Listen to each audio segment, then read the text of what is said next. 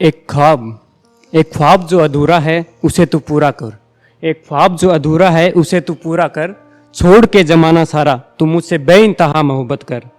बादल बरसने को तैयार है, तू बस अपनी आंखों का एक इशारा कर और मेरी बेकरारियों को करार दे जा एक बार गले लगकर।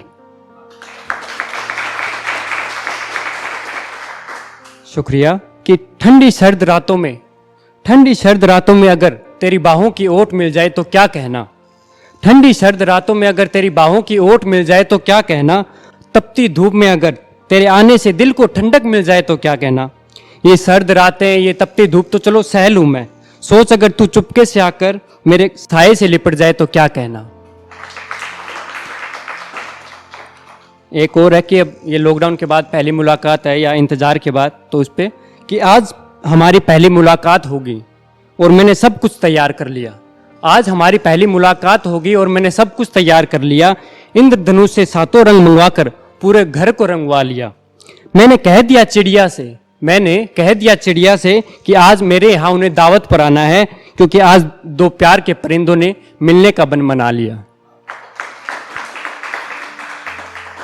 एक सुनिएगा कि उसका पास आना हल्के से मुस्कुराना, ऐसे प्यार जताने के उसके पास कई तरीके हैं। फूल तितली पत्तों के रंग तो कुछ भी नहीं, हमारे प्यार के आगे जमाने के हर रंग फीके हैं।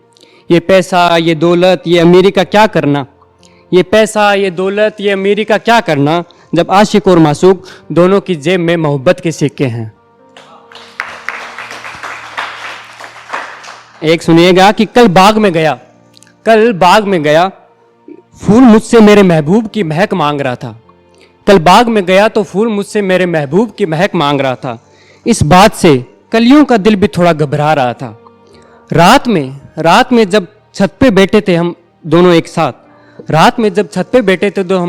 एक साथ, वो चांद बादलों के पीछे छुपकर मेरे चांद को निहार रहा था। ये इस टाइम की है जो कॉलेज और के ये मेरी बने या जो भी हो कि मेरा दिल है, तो उस पे कि सुनो मेरे सुनने में एक बात आई है, मैंने उसका दिल जीत लिया और बाकी सब के हिस्से में मात आई है। बरसों बाद खूब बरसा है आज बादल मेरे शहर में, उसके आने पर ही तो काली घटा अंगड़ाई लेकर आई है।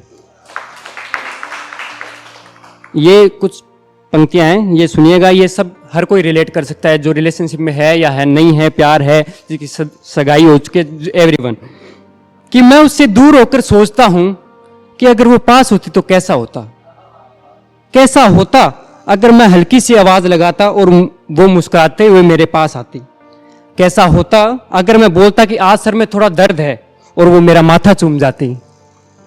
कैसा होता अगर मेरी शर्ट के बटन वो खुद अपने हाथों से लगाती। कैसा होता अगर मेरे पर्स को जानबूझकर छुपाकर मेरे पीछे दौड़ाती। कैसा होता अगर वो दहलीज पर खड़ी होकर शाम को जल्दी घर आने को कहती। कैसा होता अगर वो मेरे टिफिन में हर रोज कागज के एक टुकड़े पर शायरी लिखती।